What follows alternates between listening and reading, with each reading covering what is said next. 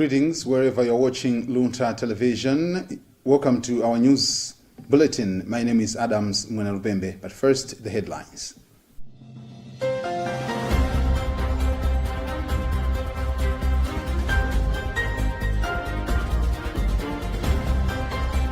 Pope Leo XIV calls for a just society that defends life, peace and human dignity in historic address to Spain's parliament. Malawians urged to remain resilient amid economic challenges, leaders told to prioritize citizens' welfare. Competition and Fair Trading Commission CFTC imposes 361 million kwacha in fines and orders 126 million kwacha refunds after commission meeting. And in international news, Nigerian army frees 360 people abducted by Boko Haram.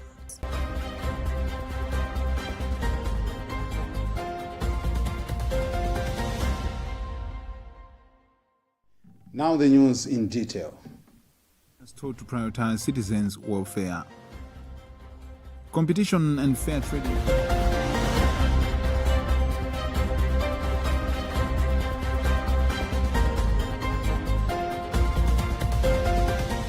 Pope Leo XIV has called on Spain and the international community to build societies rooted in the inviolable dignity of the human person, stressing that the truly just democracy must defend life, safeguarding freedom and pursue peace through dialogue and justice.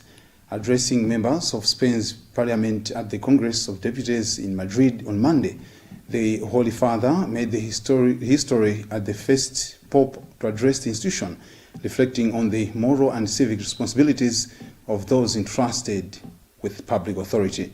We have a Vatican report read by Charity Chilanga.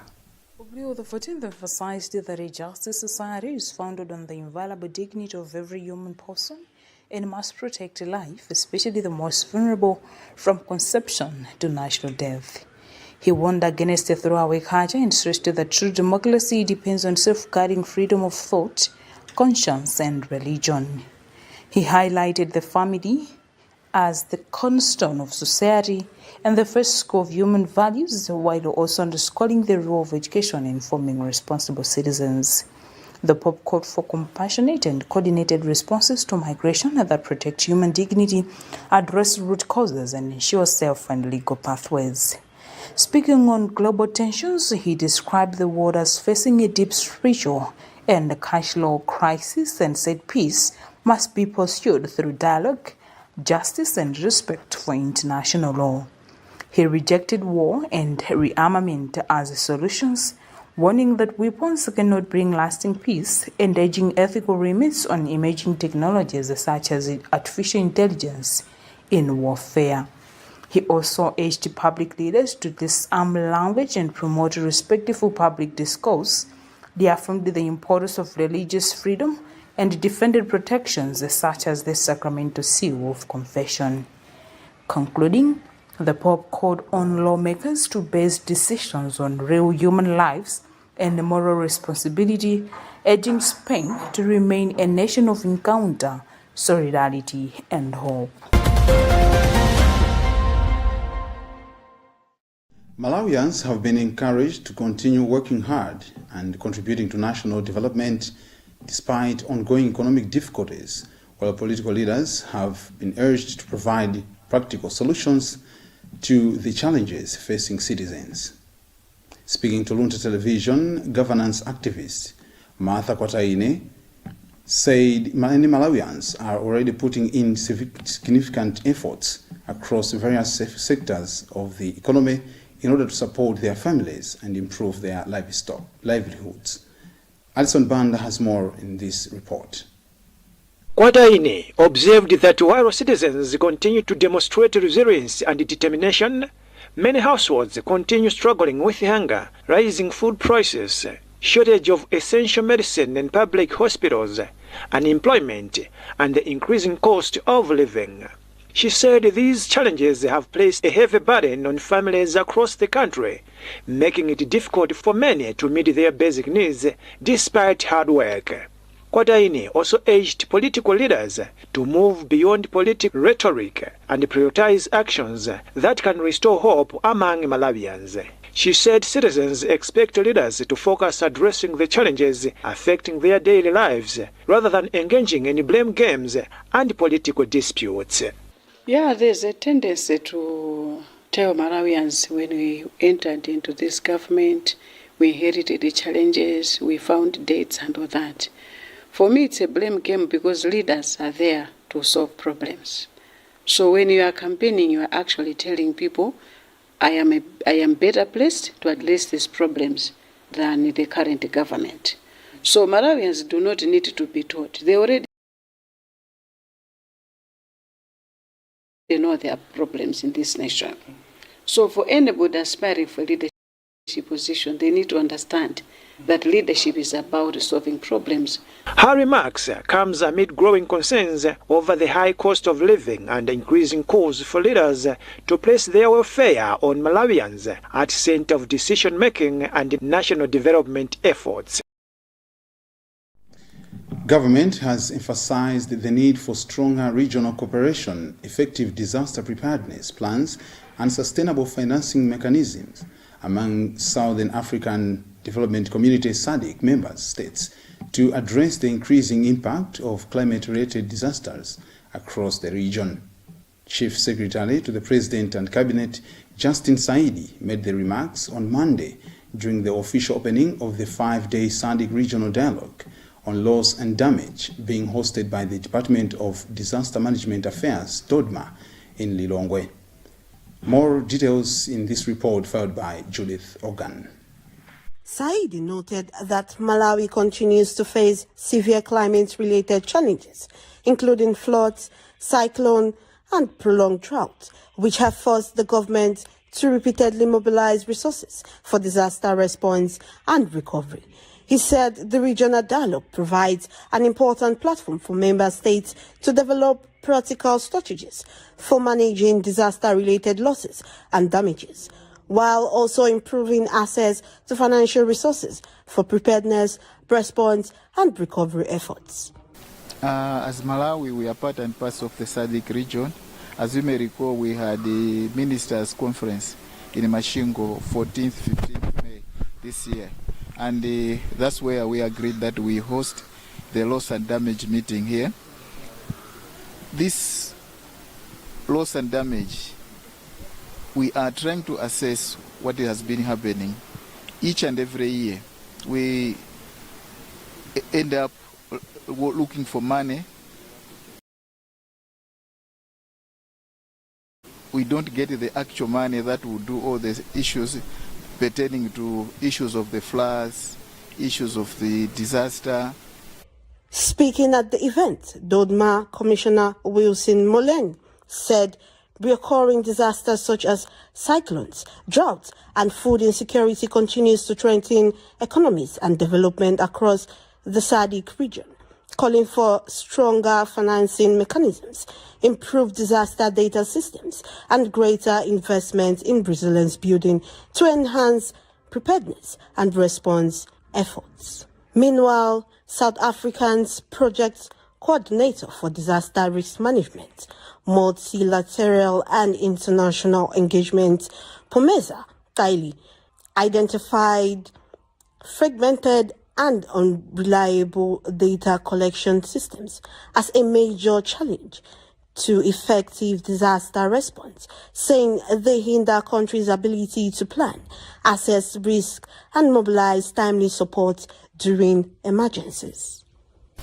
The expected output is to look at mechanisms for collecting data on loss and damage, to ensure that we have risk-informed planning, to ensure that member states, when they go back, have practical recommendations on how they are going to collect data. Because one of the critical gaps is data management. And because it is fragmented between different sectors, it is not easy to have one common data in one place. The workshop has brought together delegates from SADC member states, development partners, technical experts, experts and other stakeholders to explore regional solutions aimed at strengthening disaster preparedness, recovery efforts, and climate resilience throughout Southern Africa. For Luntha News in Lilongwe, this is Judith Ogan. The Department of Disaster Management Affairs, DODMA, says approximately 100 households in Mponela Dowa have been affected by strong winds that damaged homes, business premises, and part of Champions Stadium. DODMA Director of Preparedness and Response, Charles Matabwa, made the remarks during the distribution of relief items to affected families at Kashangula village in Traditional Authority Mponela. More in our report, followed by Gift Kalonga. Matabwa said the department will continue providing assistance to help affected families recover from the disaster and reduce further hardships, adding that damage assessments are still ongoing in collaboration with relevant stakeholders. He noted that most of the reported damage includes blown-off roofs, collapsed walls, and destruction of business structures. He also said reports of heavy winds have been received in Mangochi, although no damage have been recorded so far. According to the reports we received at Dodma, about 100 people or households have been affected. How many are you reaching out to all of them, or is too many? We are reaching out to all of them. We have brought all the assistance for them to go forward with their lives, to avoid further disruptions. The heavy winds also caused damage to Champions Stadium, the only stadium in Mponela. Stadium manager Kingsley Chingwalu said the VIP stand, perimeter fence, and part of the dressing rooms were affected and appealed for support to restore the facility. It's a very sad thing that the heavy winds have caused significant damage to the only stadium in Mponela, affecting the VIP stand, fence, and part of the dressing room. This has disrupted football activities and is a major setback for the facility. We are appealing for support towards restoration works. One of the victims, Els Malangwasila, said the strong winds that struck in the early hours of Saturday destroyed part of her house, blowing off roofing sheets and collapsing a wall, with falling bricks injuring her on the head. She appealed for assistance with food and basic necessities, while also appreciating Dodma's response to the situation. I'm very concerned about the heavy winds that started around 2 a.m. as they destroyed part of my house, blowing off roofing sheets and collapsing a section of the wall. I was also injured when falling bricks hit me.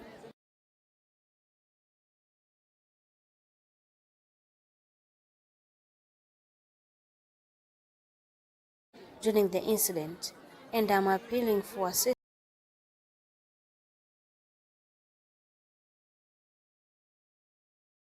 with food and other basic needs. Meanwhile, Dodma says it will continue assessing the extent of the damage and coordinating response efforts with relevant authorities. For Luntha News in Lilongwe, this is Gift Kalonga.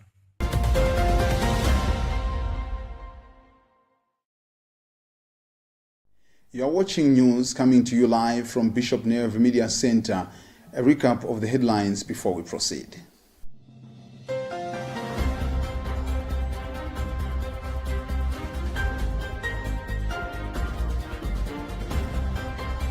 Pope Leo XIV calls for a just society that defends life, peace and human dignity in historic address to Spain's parliament. Malawians urged to remain resilient amid economic challenges, leaders told to prioritize citizens' welfare.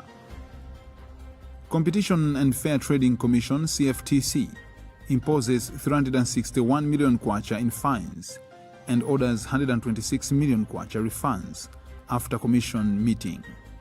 And in international news, Nigerian army frees 360 people abducted by Boko Haram.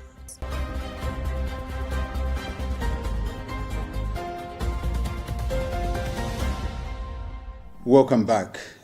The Competition and Fair Trading Commission has imposed fines totaling to 361 million kwacha on several companies and ordered refunds exceeding 126 million kwacha to consumers following decisions made at the 75th Commission meeting held on 8th May 2026. Speaking at a press briefing on Monday in Lilongwe, the Commission's Chief Executive Officer, Desmond Kaunda, said the rulings reflect stepped-up enforcement of the Competition and Fair Trading Act aimed at protecting consumers and ensuring fair business practices. Fales Chizombe reports.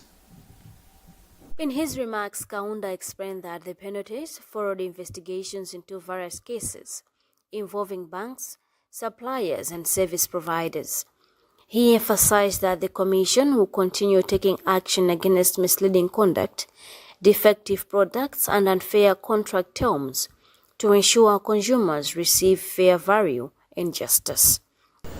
When the Commission made its recent 75th meeting on 8th May, it deliberated over a number of cases. Altogether, there were 14 cases. Of the 14 cases, some were resolved earlier, but then the 6 which went all the way to decision making involved a number of companies.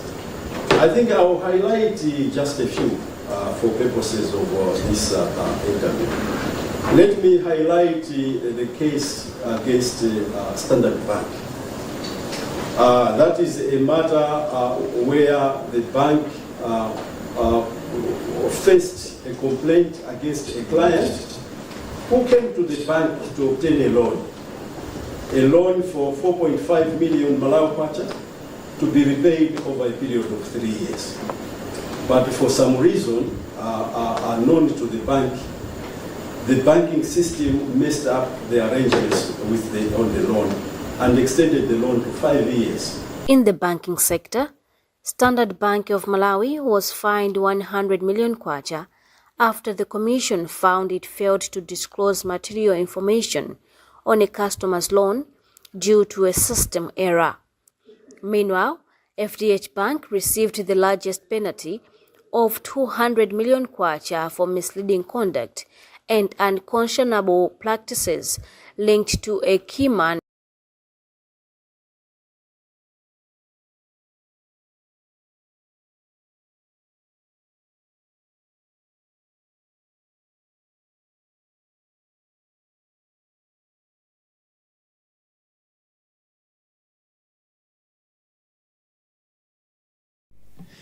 Local agro leaders at Mgona Market in Lilongwe say they continue to feel threatened despite securing a court injunction barring foreign nationals from conducting businesses at the market. Speaking during a press briefing on Sunday, the association's chairperson, Johnny Madi, said local traders remain concerned despite obtaining the injunction, arguing that continued participation of foreign traders, mainly Burundians, in businesses such as buying and selling groundnuts threatens their livelihoods. Tandwe Mzumara has filed this report.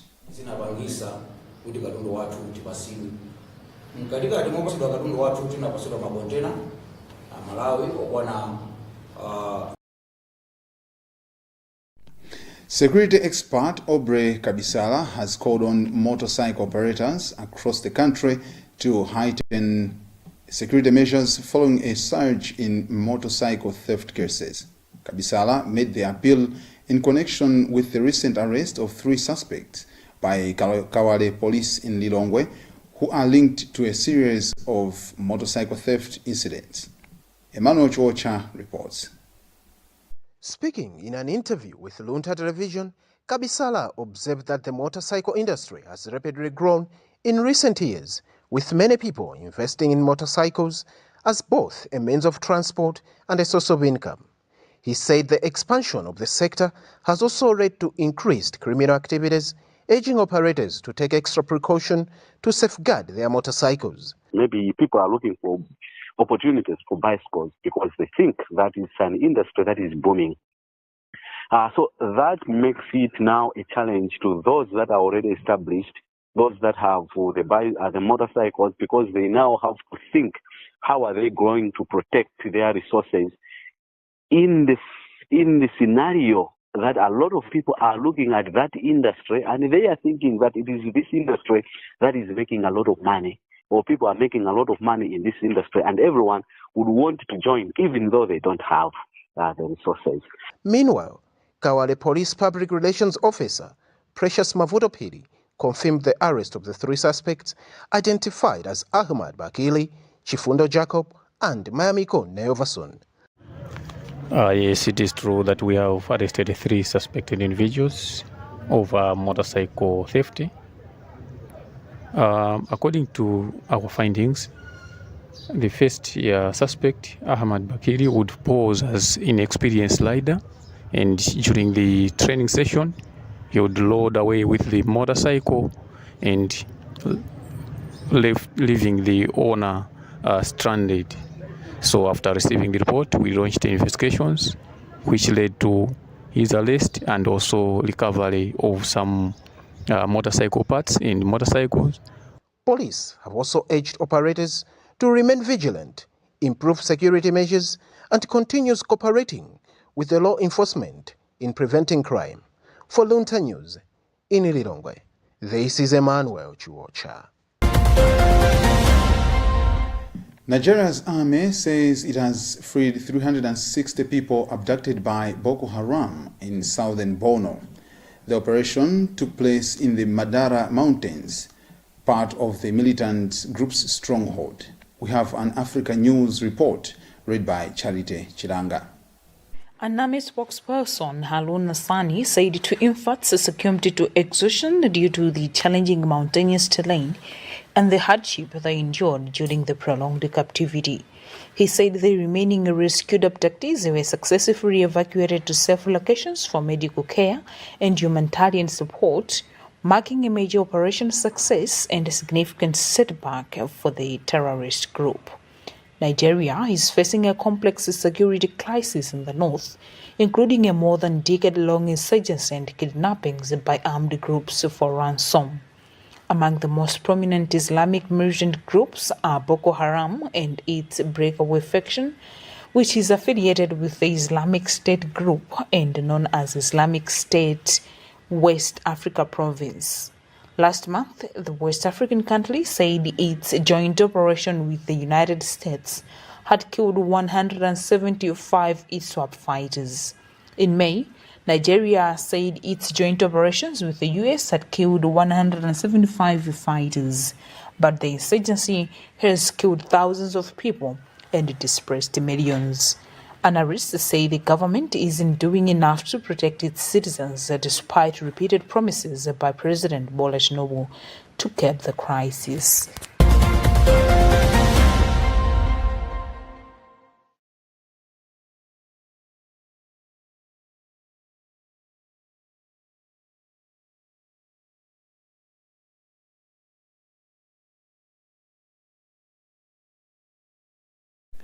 We now give you the weather update brought to you by the Department of Climate Change and Meteorological Services, compiled by our colleague Charity Mapondo.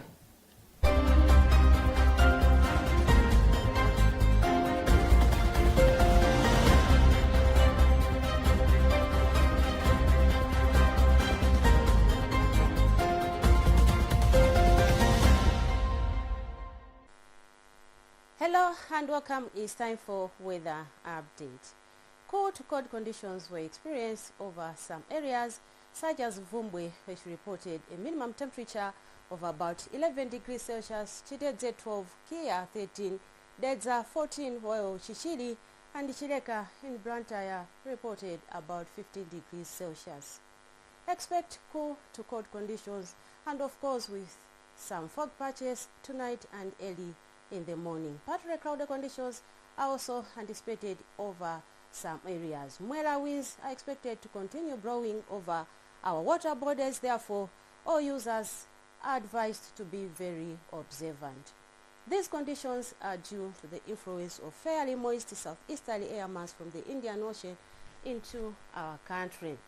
As for tonight, expect clear skies over most areas, but tomorrow morning, cool to cold conditions are anticipated over the country. Zuzu and Lilongwe are expected to reach a minimum temperature of about 15 degrees Celsius, so too with Blantyre, Batideza will reach 12 degrees Celsius. The same morning, expect partly cloudy conditions. However, isolated showers are anticipated mainly over the northern lakeshore areas such as Karonga. In the afternoon, warm to hot conditions are expected over the country. Mzuzu is expected to reach a maximum temperature of about 25 degrees Celsius, so too with Dedza and Blantyre. Batilongwe will reach about 26 degrees Celsius and 30 over Gabu. We should also expect occasionally windy and partly cloudy conditions over the southern, central, as well as northern areas. But on Wednesday, expect partly cloudy conditions with cool to cold conditions in the morning and warm to hot in the afternoon.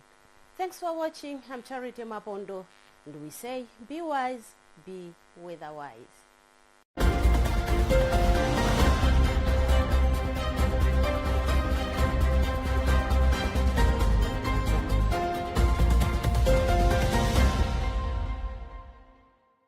That marks the end of our bulletin, but before we go, a reminder of our headlines.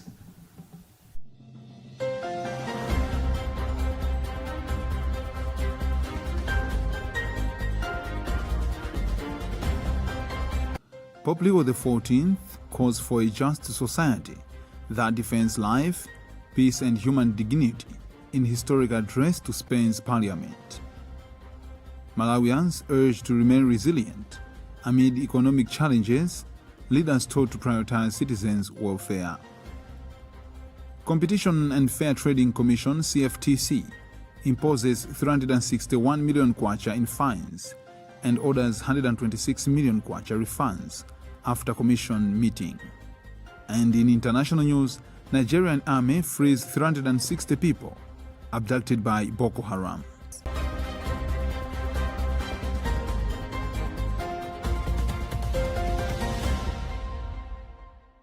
For more updates, follow us on our social media platforms or visit our website. Thank you for staying with us. I am Adams Mwenopembe. Good night.